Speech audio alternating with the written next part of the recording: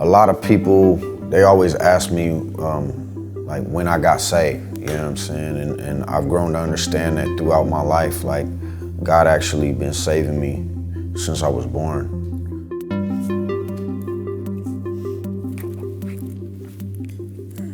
I grew up in a super strict, like religious, home.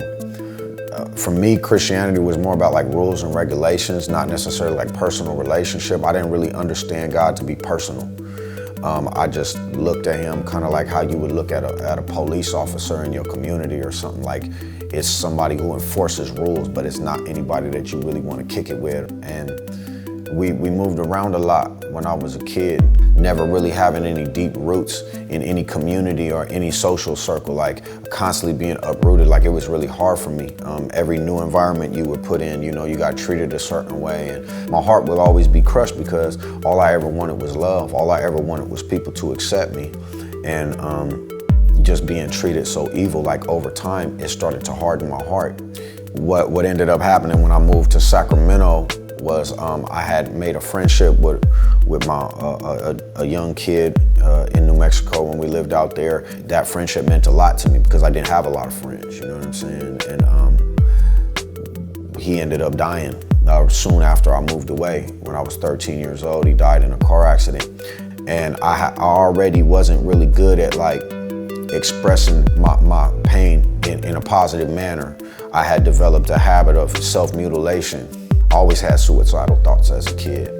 I just knew I was always hurting and angry, and it was growing worse and worse and worse. And so when my bro died, that's when I kind of just like let go of any care about life or my future or anything like that. I just kind of like just fell into an abyss, That's the first time I started self-medicating, really young, 12, 13 years old, stealing bottles of NyQuil out the store, walking around drinking them, started smoking weed, snorting prescription pills and, different things like that, just anything to try to numb myself. I started drinking, really young. And I felt that desire for acceptance. I started hanging around with local gang members and stuff like that. And the Damus, the Bloods, they actually took me in, and treated me like, their version of family. And once again, not understanding God's love and what true love really looks like, the world was able to lie to me. These streets was able to lie to me and suck me in with that false sense of brotherhood and fellowship. And my parents didn't really know what was going on with me because they're not from that lifestyle. The enemy was able to use me to bring some of these generational curses into the family, and I'll forever regret that. And I just was constantly going to people who didn't care about me for advice, and they were kind of, advising me deeper and deeper into my own destruction. And I remember my depression had got so bad, me and my father ended up having a conversation where I pretty much denounced the Christian faith, the Christian culture, because it was a major part of my household. I really felt like, if he's so good, then why are we suffering? Well, if he loved me so much, why do I feel like nobody loved me? So what I did was that night after that conversation, I was just so beat up and at that point so demonically influenced, I walked into my room and I ended up putting my gun to my head. And in the moment of having that gun to my head, man, sitting on my bed, man, the Holy Spirit straight, fell on me. And I felt like this overwhelming sense of love and peace and acceptance. You cannot deny that feeling. You know what I'm saying? And it literally reached through my body, man, and it touched my heart and it changed me. The God of the Bible that I always thought was this impersonal, fake entity that either he wasn't real or he just didn't care about us. That God, man, he came off them pages. He came off them pictures, them fake pictures on the wall and all of this stuff that we have misrepresenting him, man. And he jumped into my real life and he really touched my heart. And the evidence of that was I was changed from the heart though, not just my behavior. My behavior changed because my heart had changed. Where in my past, when I was feeling isolated, I didn't feel like God was personal. So I felt like I was in this black hole by myself. Now I don't feel that way. Now, God's like literally with me, in me, around me, like everywhere I go. And I felt his presence and it was deep. My pops, his best friend at the time was a brother named Ron Canoli, who was one of the biggest praise and worship leaders in the 90s. And he had sons, and me and his sons actually grew up together in the Bay. When I finally made the switch to come to the Lord, they were kind of waiting there with open arms to kind of embrace me and introduce me into, you know, this music thing, because I had also made a name for myself, you know, as a young upcoming rapper or whatever. And so I wanted to use, now that I recognized I had this gift, I wanted to use it to glorify God. It was a real burning desire in me to take what I had given to the devil and take it back and give it to the one I should have been giving it to the whole time. Went back home to Cali, and a couple weeks later, I'm sitting in jail and, you know, stressing over that and fighting this case, and then really realizing how cold the game is, because the same people who were cheering me on, like now that I had did this, you know, they was acting like, you know, I was the devil incarnate or something because I made a mistake. And that really hurt me. I allowed that offense. I can't blame them for how I responded to it, but I allowed that offense of being kind of shunned for a mistake to really grow and give me an excuse to kind of like go back to the comfortable place of a hardened heart that I had before. And so for 10 years, I lived with this huge chip on my shoulder. And a lot of it was triggered when I was a kid. Myself and a bunch of other kids was molested, you know, by church people. It took me back to that, of just being betrayed by people who are claiming to be people of God. I got heavier into the drinking. I got heavier into the drug abuse. And I always had one foot in, like I knew the truth, but at the same time, I had no fellowship. I didn't even have a real deep understanding of the gospel. I just knew God had touched me. But I was making music and I was putting it out, but I was from the heart. My biggest thing was I just want to tell the truth. Like whether people feel like it's right or wrong, this is where I'm at right now. I don't want nobody looking up to me. I don't want nobody thinking that I'm the way to go, because I'm not. You know what I'm saying? I myself need a savior. I used to tell people all the time, don't try to be like me. I don't even want to be like me. Let's get to Christ together.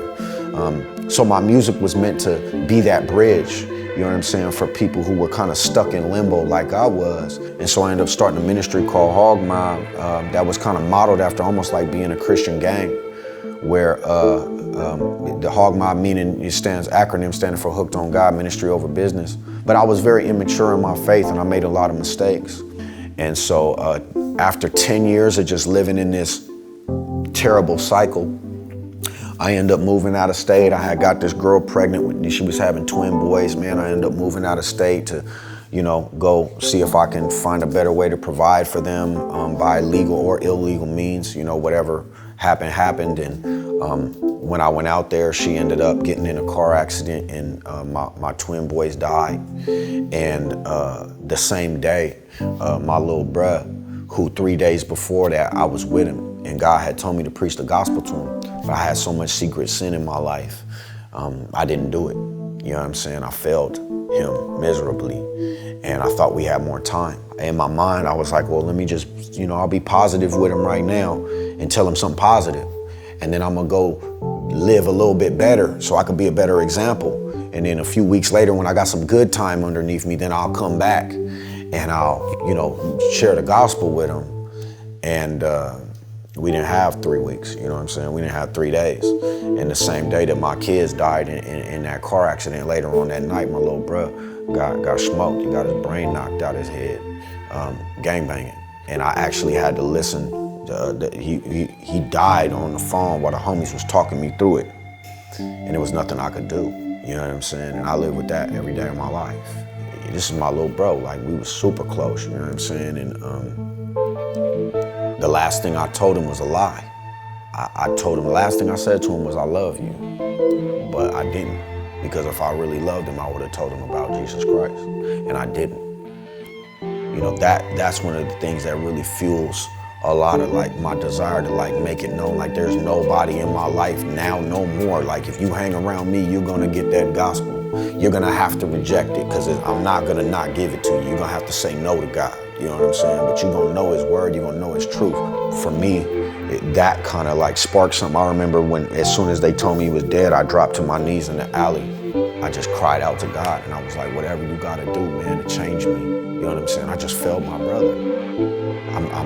I felt worthless. Like, you You know, I'm no good at being a gangster no more because you changed my heart, and I can't even get this ministry thing right because I don't got the heart to do what it's needed to do sometimes because I'm still too concerned about people loving me and caring about me and being accepted that sometimes I shy away from preaching the gospel, man. And I didn't know where to go. I didn't know what to do. Just lost my kids, you know. I couldn't even be a father. You know, I couldn't protect them from that. So I just dropped to my knees, man, and I said, whatever you got to do, you know, to bring me to my knees, whatever you got to do to cause me to completely surrender to you, do it. And he said, I just did. And the message was clear. You know what I'm saying? I wasn't in control. I wasn't in charge. You know, there was something greater than me, and I need him in my life in order to get through this. That's one of the major steps towards where I'm at today, you know, was that day. And then shortly after, one of my brothers in the faith came on tour with me, and he actually sat down, he opened up the word, man, and he shared the gospel with me, like from the Bible though. You know what I'm saying? I never really had that. I've heard like children's stories or people telling it, but actually to open it up and systematically take me through from my depravity, you know, all the way through to God's grace, man, and even him preserving me in this process and stuff. I'd never heard that. I never knew about the sovereignty of God. It actually like caused me to like almost like feel this anger towards God. I actually like prayed and because it was late at night, I went and laid down and I said, okay, Lord, this is what's up. I'm finna go to sleep, and if I wake up hating you, I'm gonna assume that you don't want me as your child. You know what I'm saying? And that you've basically, whatever, grieved you to the point to where you've let me go. And I said, but if you change my heart and I want a burning desire, I want a relationship with you like something I've never known. It's since the day you touched me when I had that gun to my head. Like I want a burning fire and passion for you, your word, your spirit, your presence, and all these different things. That's so undeniable that I can't even resist it. Like it overrides my flesh. That's what I asked the Lord for. And I actually went to sleep, man, and I woke up and I've never been the same. You know, never. I was reading for like 10 hours a day. Like I was craving the script. It was like I was having my food for the first time. Like it was a crazy experience, and he honored that prayer because once again I came to him honestly. You know what I'm saying? And so from there on, I really started realizing like the importance of people having people who not just preach at them from a pulpit, but actually who are willing to walk and do life with them.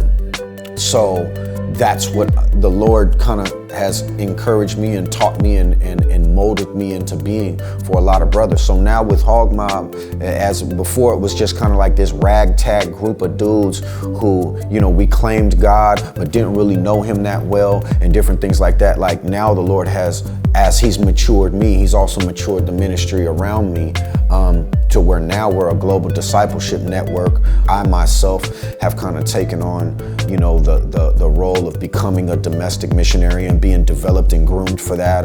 I gave up my home, you know what I'm saying? Right now, I don't even have a place to like call home, you know what I'm saying? It's wherever God sends me today, that's, what it is. I hear a lot of talk about, radical Christianity. Radical Christianity at its basic level is radical. Anybody who's watching this, man, you're not looking at somebody who went to college. You're not looking at somebody who, knows the Bible from cover to cover, in and out, or went to seminary or nothing. And I'm not knocking none of those things, but what God has graced me to be able to do, I'm a validated gang member, felon. I got stamps on my passport for the gospel, you know what I'm saying? And what the Lord can do and where he can lead you and where he can take you if you just say yes. You won't be able to comprehend it. And stop trying to be radical and just embrace the Holy Spirit, man, and let him change you, and he will make you something radical, because God is radical. When Jesus Christ was on this earth, he was radical to the point they felt like they had to get rid of him because he was a problem. And that's why the Lord already tells us how to deal with persecution, because it's a guarantee for all those that follow him. So I just want to encourage everybody, man, stay in that word. You know, make this stuff your culture, your practice. We can't claim that we love God, but then our appetites are worldly. Ask the Lord to deal with you with these things. If you have any addictions, the Lord can change you. What God has been able to do through this ministry and just through one person who's nothing special. You know, my talent, this is God's talent. He put this in me. And whatever he's put in you, man, it'll work if you work at it and you put it to work, man. Serve God with whatever you have and let him take you where he wants you to go, because it's better than where you headed on your own. I promise you that. This is Sevin, and this is the truth. Now I dare you to live it.